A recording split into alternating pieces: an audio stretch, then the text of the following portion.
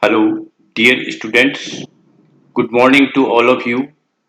Here I am Dr. Hari Prasad Goenka, Associate Professor and HOD in the Department of Commerce, Rabindranath Tagore University. I welcome you all to this online class.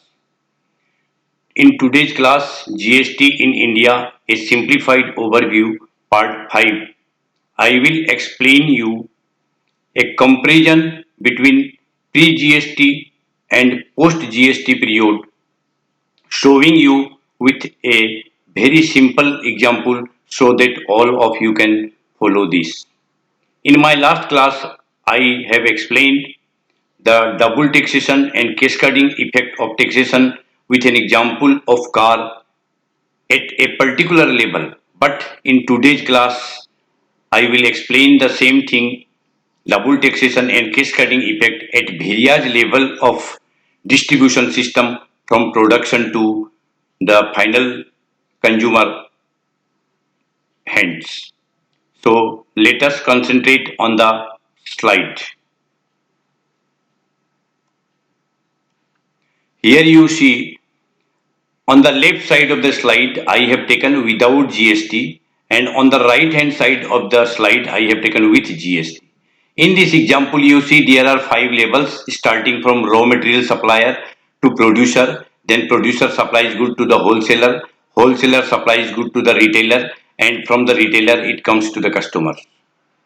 And here you see in every stage that suppose raw material supplier will produce the goods along with the profit with rupees 100, then at the next stage producer will take a profit, that is value addition we call, with a profit of rupees 50. In the next again wholesaler will take rupees 50 margin, then retailer will take 50 rupees margin, and in this way in the whole system a uniform margin is rupees 50 in the both side. Here on the right side also you see 50 rupees margin at all level, and an assumed rate of 20% is taken in the both side to make the example simplified one. Now let us start. You see that raw material supplies the goods to the producer at a cost of rupees 100, and he will charge the tax and the pre-GST system suppose at the rate of 20%. So on 100 tax will be 20 and selling price will be 120. Then producer will purchase it from the supplier at 120 and he will take a benefit of rupees 50 profit. Then the selling price will be 170. On 170 he will be again charging 20% tax, that will be coming to the 34. Now selling price will be 170 plus 34 will be 204. 204 will be the price for the wholesaler. Wholesaler's cost price will be 204. Again he will take a profit of rupees 50. Then selling price will be 254 and the tax on 254 will be at 20% will be 51, and the selling price will be 305. And similarly retailer will again take a margin of 50 rupees and selling price will be 355 and tax on 355 will be 71. So here you see that total tax how much paid in the pre-GST system, first 20 rupees, then 34, then 51, then 71. So here we see total tax 20, 34, 51, 71 comes to 176 total, and the product reaches to the customer at rupees 426, and the cost of the product starting from 150 addition at each level, so it comes to 250. So a product of 250 total takes 176 and consumer gets its rupees 426.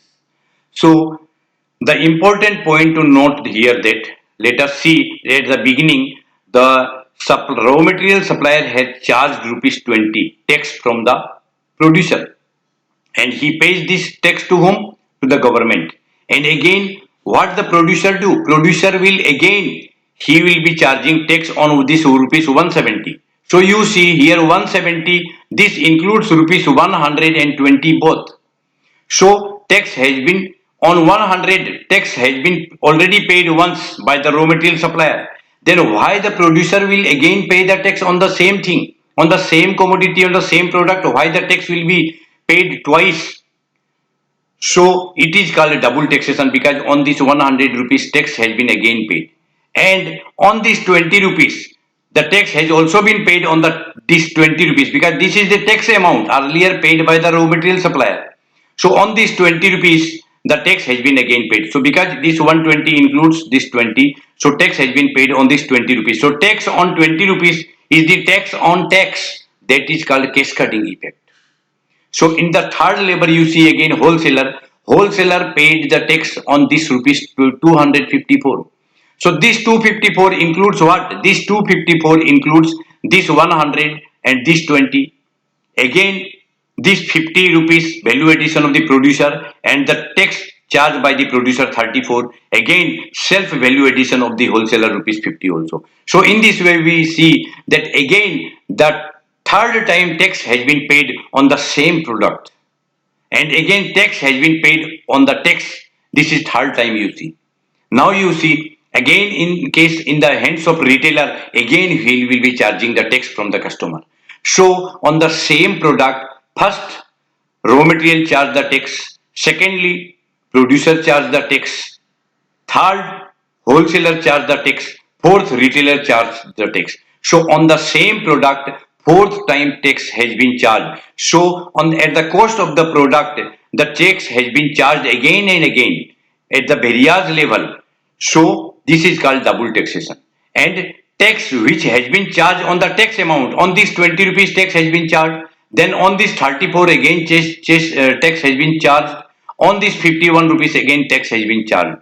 So on this way, on these all tax amount, the tax has been charged. So tax on tax is called the cascading effect. So in this way, we can say that in the earlier taxation system before GST, what happened that the more is the level of the distribution system, more will be the price of the product and more will be the tax charged by the dealer at every point. And ultimately the burden comes on the shoulders of the consumer. So the customer has to bear, here you see that 176 rupees of tax. Now you see another point, important point to note here, that there was no chain system, because the retailer has no concern that whether wholesaler has paid tax to the government or not. Wholesaler has no concern that producer has paid the tax or not, because it was not his headache that tax has been paid or not. He is not related with the tax amount, earlier tax has been paid or not. There was not a chain system. So there was a scope for corruption. Many people try to evade the tax and from the government. So government loses the revenue in the earlier taxation system. Now let us see on the right hand side, in the post GST period, what happens you see. In the first case, in case of raw material supplier, there will be no change. It will be same as 100 plus 20 rupees tax and it will be 120.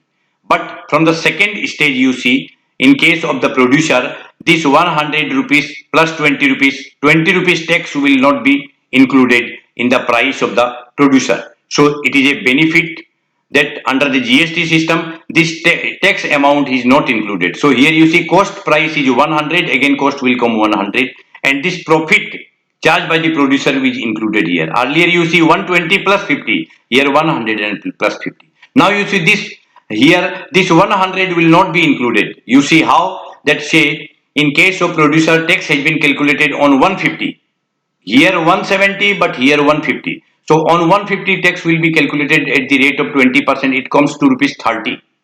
But the producer will not pay rupees 30 to the government.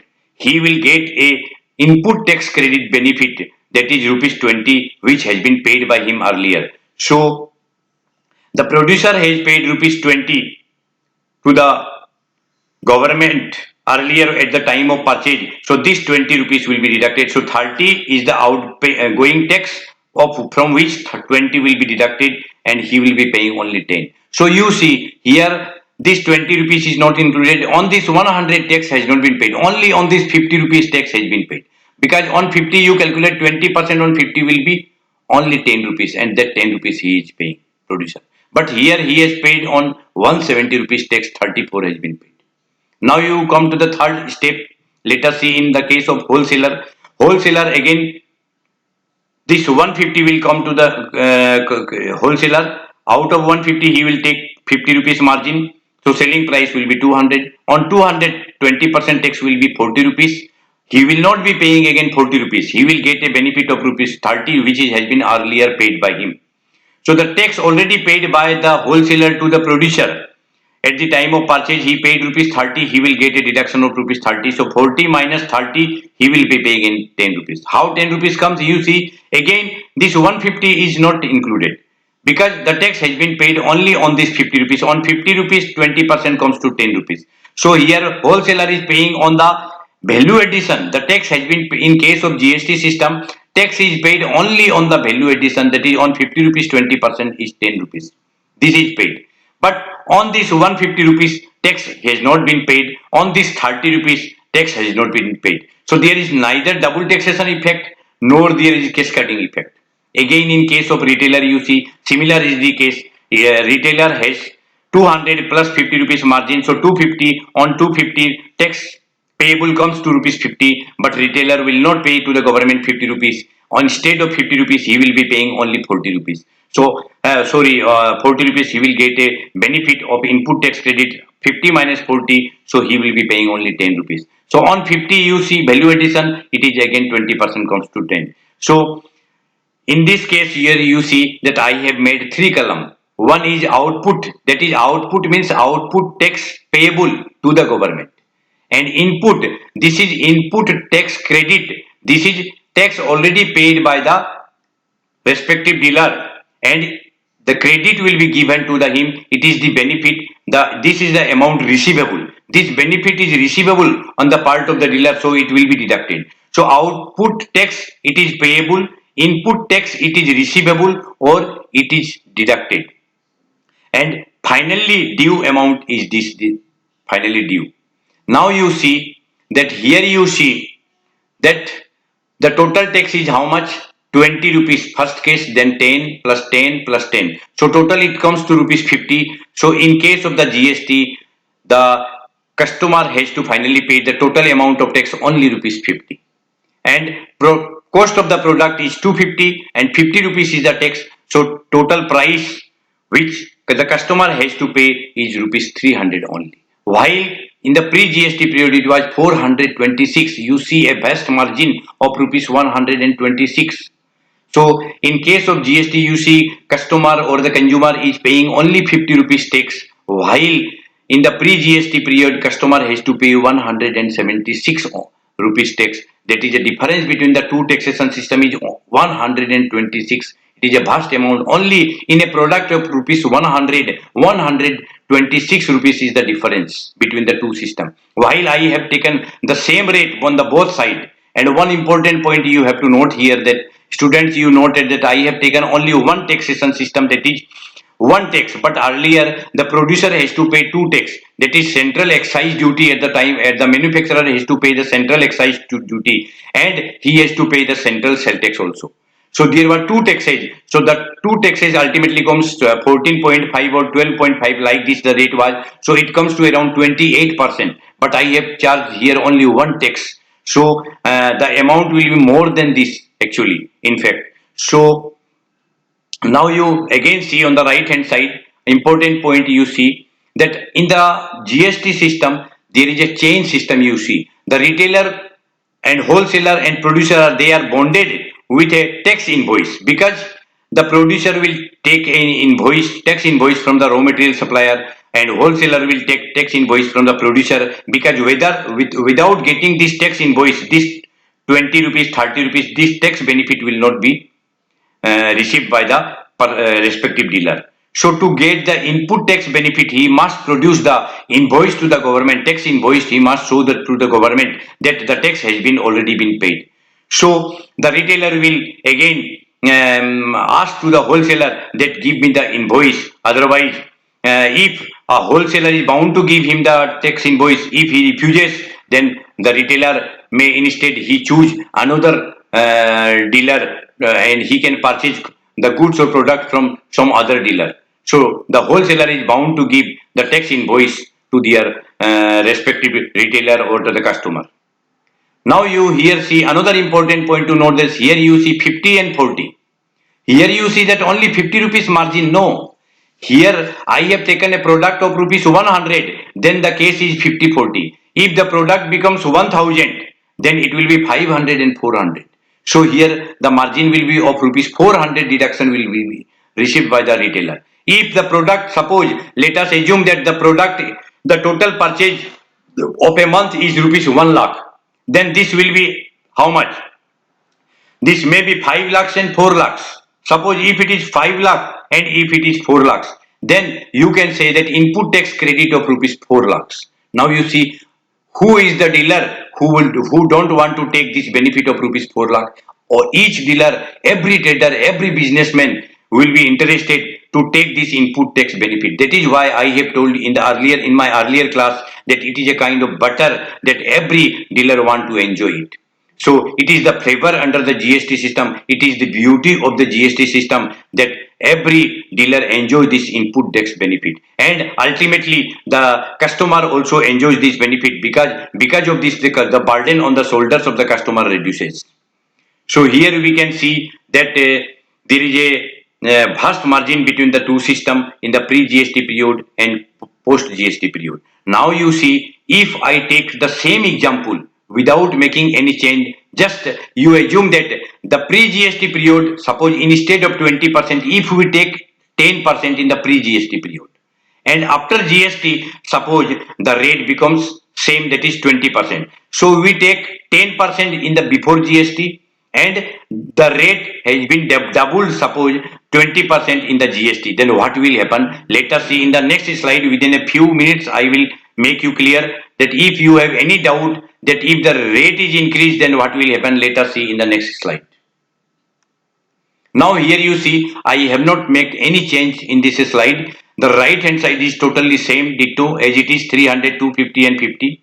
Now on the left side in the pre-GST system, suppose it is the rate is half of the GST. Here it is 20%, but in the pre-GST period it is only 10%. Then you see on 100 10% tax has been charged, it is 110. Then on 110 plus 50 margin, then 160. On 160 10% tax is 16 rupees. So it comes to 176. Then in case of wholesaler, 176 plus 50, 226. On 226 again 10% tax comes to rounded up to 23. Then it comes to 249. Then in the case of retailer, again you see here in the slide that on 299 the tax will be 30 rupees. So here you see how much is the total tax at the rate of 10%. 10, 16, 23, 30. So it comes to 79. You see. So you see if the tax rate is 10%, the pre-GST, still it is 79. But in the GST system it is only 50. Even the rate is double 20%. Here the price of the product is 300. But here the price of the product is 329.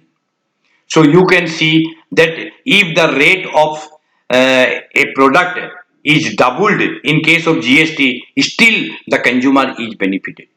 So there is no doubt that with the introduction of the GST, that every person, every Indian citizen, all the consumers are directly benefited by the introduction of the GST. So it is definitely a boon for the Indians.